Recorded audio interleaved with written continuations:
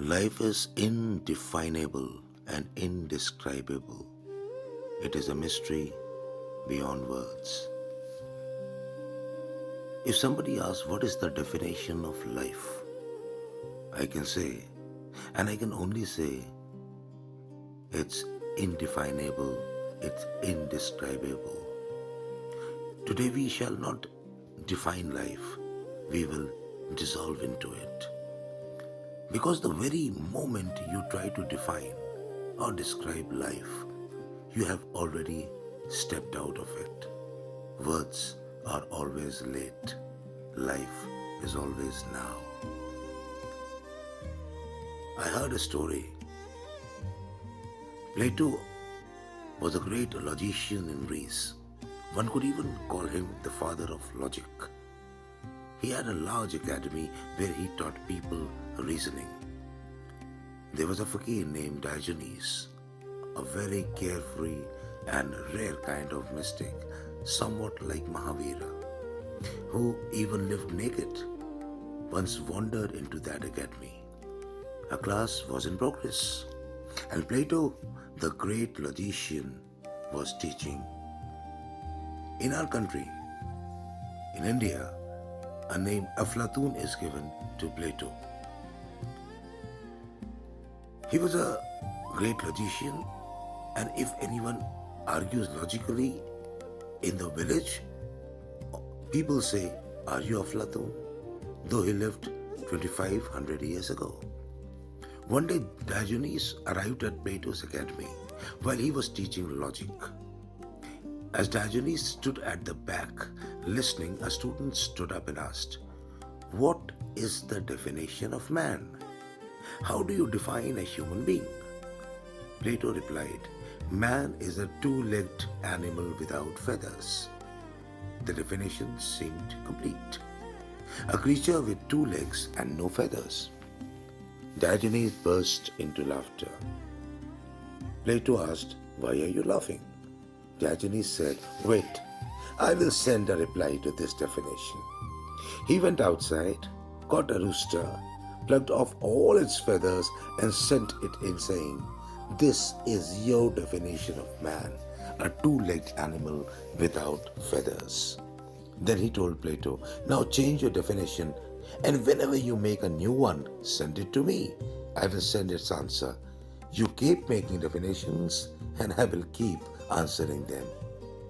It is said that Plato never gave another definition after that. He must have thought, "This man is troublesome. He might do anything." Diogenes would often knock at his door and ask, "Plato, have you found a definition yet?" Plato would say, "No, not yet." Finally, one day, Plato grew uneasy and said to Diogenes, "Forgive me, please. I made a mistake in giving that definition. How long will you keep following me?" Diogenes said, "This is all I wanted, to hear you admit it. Not only human beings, even a piece of stone cannot be truly defined. Everything is indefinable. Life itself is beyond explanation. Nothing in it can be truly defined. If you can accept just this much, I will leave." And he left. Life escapes every definition. From the beginning of human thought, philosophers have tried to capture life in language. Aristotle called it a rational process. Charles Darwin saw it as an adaptation. Jean-Paul Sartre said it is absurd. Yet none of them lived inside their definitions. I had heard a story. A child once asked his father, "What is sweetness?" The father brought sugar and said, "Taste it." The child smiled and said, "Now I know." Father replied, "No, you don't know sweetness. You have experienced it." Life is like that sweetness. It cannot be explained. It can only be tasted. So all the words in the literature, all the philosophy, every darshan is just shadow, and life is a flame. Language is a shadow cast by experience, but life is the flame itself. Wittgenstein once said, thereof one cannot speak, thereof one must remain silent. Why? Because the deepest truths are beyond expressions. When you fall in love, can you fully describe it? When you lose someone, can language contain that pain? When you sit silently under the night sky, can word capture that vastness? No. Words are like maps. Life is the territory. And the tragedy is, we start worshipping the map and forget to walk the land. And the more you try to describe life, the more you tend to reduce it. To describe is to limit. And if I say life is beautiful, I ignore its suffering. And if I say life is suffering, I ignore its joy. Gautam Buddha spoke of suffering, yet his very presence radiated peace. Friedrich Nietzsche celebrated life's chaos, yet warned of its abyss. Life is not one-sided, it's a paradox. A rose has fragrance and also thorns. A river nourishes but destroys also. To define life is to choose one side and deny the other.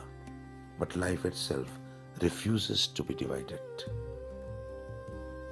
So the only truth has to be experienced. Let me tell you a simple yet profound story. A man spent his entire life studying the ocean. He read books, he analyzed waves, measured depths, tides, everything. One day a fisherman laughed and said, "You know everything about the ocean, but have you ever touched it?" The man stood silent. This is our condition. We know about life through books, through theories, through philosophies, but we rarely touch life. To live is to feel the rain without analyzing it, to laugh without explaining it, to cry without resisting it. Life is not knowledge. Life is experience. It is a flow, not a concept.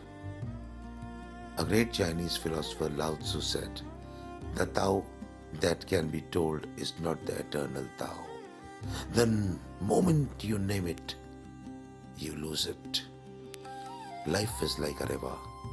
Can you capture the river in your hands? The moment you try, it slips away. The river is not in the water you hold. It is in the continuous flow. Similarly, life is not in fixed ideas. It is in movement. It is in change. It is in new, and new becoming. That is why every attempt to define life feels incomplete, because life never stands still to be defined. There's an illusion of understanding, and we often believe that we can describe something, we understand it. But description is not understanding. You can describe fire scientifically, temperature, combustion, energy, but unless you feel its warmth or its burn, you cannot know fire. Similarly, you can describe life biologically, cells, DNA, metabolism, but that tells you nothing about love, fear, longing, or a deep silence that itself is life. Understanding life is not intellectual, it is existential. And the silence is closer to life than chaos. The speech in the deep moments, words disappear.